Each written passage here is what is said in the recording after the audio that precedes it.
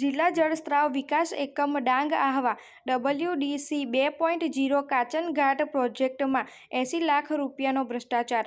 PAI દક્ષિણ Dang one વિભાગ આહવાની agency દ્વારા 80 લાખના કામોને જોઈને ખરેખર ભ્રષ્ટાચાર તો આને કહેવાય।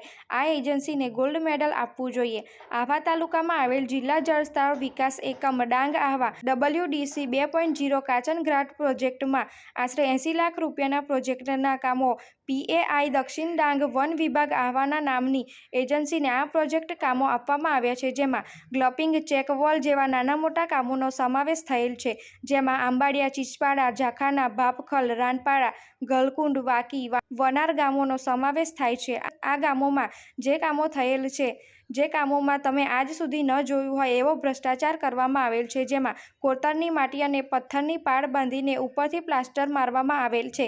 એવું લાગી રહ્યું છે કે આ કોન્ટ્રાક્ટર ફક્ત ઉપરથી પ્લાસ્ટર મારવા માટેનો જ હોય તેવું લાગી રહ્યું છે। આટલા મોટા કામમાં જાણે કે દેખરેખ માટે કોઈ જ ના હોય એવું ખરાબ કામ કરવામાં આવેલ છે।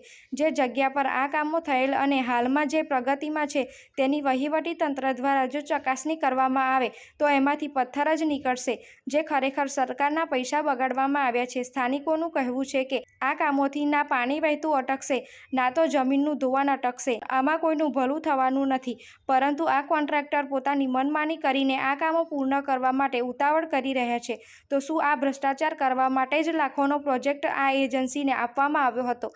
ખરેખર જો સ્થળ પર અધિકારીઓ પહોંચશે અને તેની ગુણવત્તા જોશે તો આંખ મીચીને આ એજન્સીને બ્લેકલિસ્ટ કરશે તેવું અનુમાન છે।